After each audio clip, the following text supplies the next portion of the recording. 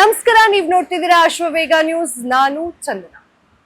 ರೇಣುಕಾ ಸ್ವಾಮಿ ಕೊಲೆ ಪ್ರಕರಣದಲ್ಲಿ ನಟ ದರ್ಶನ್ ಆರೋಪಿಯಾಗಿ ಬಂಧಿತರಾಗಿರೋದು ನಮ್ಗೆಲ್ರಿಗೂ ಗೊತ್ತಿರುವಂತಹ ವಿಷಯ. ಇನ್ನು ರೇಣುಕಾ ಸ್ವಾಮಿ ಕೊಲೆ ಪ್ರಕರಣ ಈಗಾಗ್ಲೇ ಕೋರ್ಟ್ ನಲ್ಲಿ ಟ್ರಯಲ್ಸ್ ಆಗ್ತಾ ಇದೆ.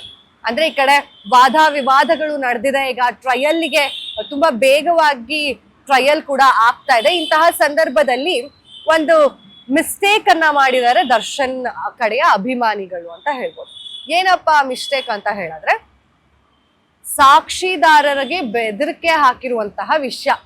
ಫಸ್ಟ್ ಆಫ್ ಆಲ್ ಹೇಗೆ ಇದು ಸ್ಟಾರ್ಟ್ ಆಯ್ತು ಅನ್ನೋದಾದ್ರೆ, ದರ್ಶನ್ ಅವರು ಜೈಲಿಗೆ ಹೋಗ್ತಾರೆ. ಜೈಲಿನಲ್ಲಿ ತುಂಬಾ ಕಷ್ಟ ಪಡ್ತಾರೆ. ಅವರಿಗೆ ಬೆನ್ನೋವು ಇರುತ್ತೆ, ಹಾಗೆ ಹೆಲ್ತ್ ಇಶ್ಯೂಸ್ ಸ್ಟಾರ್ಟ್ ಆಗುತ್ತೆ. ನನ್ಗೆ ದಿಂಬು ಬೇಕು, ಹಾಸಿಗೆ ಬೇಕು ಅಂತ ಹೇಳಿ ಕೋರ್ಟ್ ಮೊರೆ ಹೋಗ್ತಾರೆ. ಕೊನೆಗೆ ಎಲ್ಲ ಆದ್ಮೇಲೆ ಅವರಿಗೆ ಹಾಸಿಗೆ ದಿಂಬು ಸಿಗತ್ತೆ.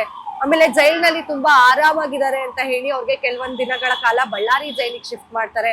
ಈ ತರ ಅವರದ್ದೇ ಆದಂತಹ ಒಂದು ಕಷ್ಟದಲ್ಲಿ ಅವ್ರು ಇರ್ಬೇಕಾದ್ರೆ ಕೆಲವು ಅಭಿಮಾನಿಗಳು ಇನ್ನಷ್ಟು ಸಂಕಷ್ಟನ ಅವ್ರಿಗೆ ತಂದ್ಕೊಡ್ತಾ ಇದ್ದಾರೆ ಅಂತ ಅನ್ಸುತ್ತೆ. ಯಾಕೆ ಹೇಳ್ತಿದ್ದೀನಿ ಈ ಮಾತನ್ನ ಅಂತ ಹೇಳಿದ್ರೆ, ರೇಣುಕಾ ಸ್ವಾಮಿ ಕೊಲೆ ಪ್ರಕರಣದಲ್ಲಿ ಏನು ಆರೋಪಿ ಆಗಿರುವಂತಹ ನಟ ದರ್ಶನ್ ಅವ್ರಿಗೆ ಇವಾಗ ಏನ್ ಟ್ರಯಲ್ಸ್ ನಡೀತಾ ಇದೆ, ಈ ಕೇಸ್ ನಲ್ಲಿ 49ನೇ ಸಾಕ್ಷಿದಾರರಾಗಿರುವಂತಹ ಸಂದೀಪ್ ಅವರಿಗೆ ಬೆದರಿಕೆಯನ್ನ ಹಾಕಿದ್ದಾರೆ. ಯಾರಪ್ಪ ಈ ಬೆದರಿಕೆ ಹಾಕಿರೋದು ಅಂತ ಹೇಳಿದ್ರೆ, ಡಿ ಕಂಪ್ನಿ ಅಡ್ಮಿನ್ ಆಗಿರುವಂತಹ ಪುನೀತ್ ಅವರು. ಏನಂತ ಬೆದರಿಕೆ ಹಾಕಿದ್ದಾರೆ ಅಂದ್ರೆ, ಮೊದಲಿಗೆ ಸಂದೀಪ್ ಅವ್ರನ್ನ ಕರ್ಸ್ಕೊಂಡಿದ್ದಾರೆ. ಅವ್ರ ಹತ್ರ ಮಾತುಕತೆ ಮಾಡೋ ರೀತಿಯಾಗಿ ಕರ್ಸ್ಕೊಂಡ್ಮೇಲೆ ಬಲವಂತದಿಂದ ಅವ್ರನ್ನ ಕಾರ್ ಒಳಗಡೆ ಕೂರಿಸ್ಕೊಂಡಿದ್ದಾರೆ. ಕಾರ್ ಒಳಗಡೆ ಕೂರಿಸ್ಕೊಂಡು ಫುಲ್ ಬೆಂಗಳೂರನ್ನ ಮತ್ತೆ ಅಲ್ಲಿ ಇಲ್ಲಿ ರೋಡ್ಗಳಲ್ಲಿ ಸುತ್ತಾಡ್ಸಿದ್ದಾರೆ. ಚೆನ್ನಾಗಿ ಸುತ್ತಾಡ್ಸಿರುವಂತಹ ಸಂದರ್ಭದಲ್ಲಿ ಅವರಿಗೆ ಬೆದರಿಕೆ ಹಾಕಿದ್ದಾರೆ. ಏನಂತ ಹೇಳಿದ್ರೆ, ನೀವು ಸಾಕ್ಷಿಯನ್ನ ಕೋರ್ಟ್ ನಲ್ಲಿ ಹೋಗಿ ಹೇಳೋ ಹಾಗಿಲ್ಲ ಅಂತ ಹೇಳಿ.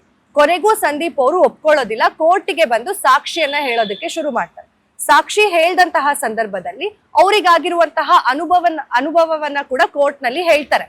ಅಂದ್ರೆ ಡಿ ಕಂಪನಿ ಅಡ್ಮಿನ್ ಆಗಿರುವಂತಹ ಪುನೀತ್ ಅವರು ನನ್ನನ್ನ ಕರೆಸಿ ಕಾರ್ನಲ್ಲಿ ಕೂರಿಸ್ಕೊಂಡು ಸುತ್ತಾಡಿಸಿ ನನ್ಗೆ ಬೆದರಿಕೆಯನ್ನ ಹಾಕಿದ್ದಾರೆ. ದರ್ಶನ್ ಪರ ಸಾಕ್ಷಿಯನ್ನ ಹೇಳ್ಬೇಡ ಅಂತ ಹೇಳಿ ನನ್ಗೆ ಬೆದರಿಕೆ ಹಾಕಿದ್ದಾರೆ ಅಂತ ಹೇಳ್ತಾರೆ. ಇದನ್ನ ಗಮನಿಸಿದಂತಹ ಪೊಲೀಸ್ ಅವರು ವಿಚಾರಣೆ ಮಾಡೋದಕ್ಕೆ ಶುರು ಮಾಡ್ತಾರೆ.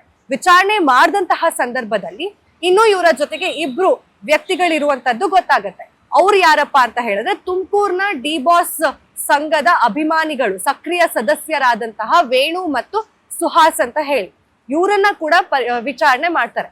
ಆಗ ಅವ್ರು ಹೇಳಿರುವಂತಹ ವಿಷಯ ಏನ್ ಗೊತ್ತಾ, ನಮ್ ಬಾಸ್ಗೆ ಜೈಲ್ನಲ್ಲಿ ತುಂಬಾ ಕಷ್ಟ ಆಗ್ತಾ ಇದೆ, ಅದು ನಮ್ಗೆ ನೋಡಕ್ ಆಗ್ತಾ ಇಲ್ಲ, ಹಾಗಾಗಿ ನಾವ್ ಈ ರೀತಿಯಾದಂತಹ ಕೆಲಸವನ್ನ ಮಾಡಿದ್ವಿ ಅಂತ ಹೇಳಿ ಪೊಲೀಸರ ವಿಚಾರಣೆ ವೇಳೆ ಹೇಳಿದ್ದಾರೆ.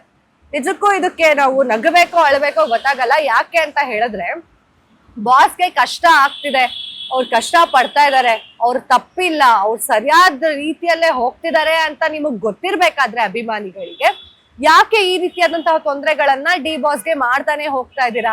ಯಾಕೆ ಸಾಕ್ಷ್ಯ ನಾಶ ಮಾಡೋದಕ್ಕೆ ಪ್ರಯತ್ನ ಪಡ್ತಾ ಇದ್ದೀರಾ? ಅದ್ ತಪ್ಪಾಗತ್ತಲ್ವಾ? ಈಗ ನೀವು ಬೆದರಿಕೆ ಹಾಕಿರೋದು ಇನ್ನೂ ಅವ್ರಿಗೆ ಸಂಕಷ್ಟ ತಂದ್ಕೊಟ್ಟಿದೆ, ಇನ್ನೂ ಅವರ ಸಮಸ್ಯೆಗೆ ಗುರಿಯಾಗಿದೆ. ಅದ್ರ ಬದಲು ನಿಮ್ ಪಾಡಿಗೆ ನೀವು ಕೋರ್ಟ್ ನಲ್ಲಿ ಒಳ್ಳೆ ತೀರ್ಪು ಬರುತ್ತೆ. ಒಳ್ಳೆ ತೀರ್ಪು ಇನ್ ದ ಸೆನ್ಸ್ ಕೋರ್ಟ್ ನಲ್ಲಿ ಸರಿಯಾದ ತೀರ್ಪನ್ನ ಕೊಡ್ತಾರೆ, ನಮ್ಮ ಬಾಸ್ ತಪ್ಪು ಮಾಡಿಲ್ಲ ಅಂದ್ರೆ ಹೊರಗಡೆ ಬರ್ತಾರೆ ಅನ್ನೋ ಮನೋಭಾವ ನಿಮ್ಗಿದ್ರೆ, ನೀವು ಸಾಕ್ಷ್ಯದಾರರಿಗೆ ಈ ರೀತಿಯಾದಂತಹ ಬೆದರಿಕೆಗಳನ್ನ ಹಾಕ್ತಾ ಇರ್ಲಿಲ್ಲ, ನೀವು ಅವ್ರಿಗೆ ಮತ್ತಷ್ಟು ಸಂಕಷ್ಟನ ಕೂಡ ತಂದ್ಕೊಡ್ತಾ ಇರ್ಲಿಲ್ಲ ಅನ್ನೋದು ನನ್ ವಾದ. ನಿಮ್ಗೇನ್ ಅನ್ಸುತ್ತೆ ಅನ್ನೋದನ್ನ ಕಮೆಂಟ್ ಮಾಡಿ. ಮತ್ತಷ್ಟು ಅಪ್ಡೇಟ್ಸ್ಗಾಗಿ ಫಾಲೋ ಮಾಡಿ ಅಶ್ವವೇಗ ನ್ಯೂಸ್.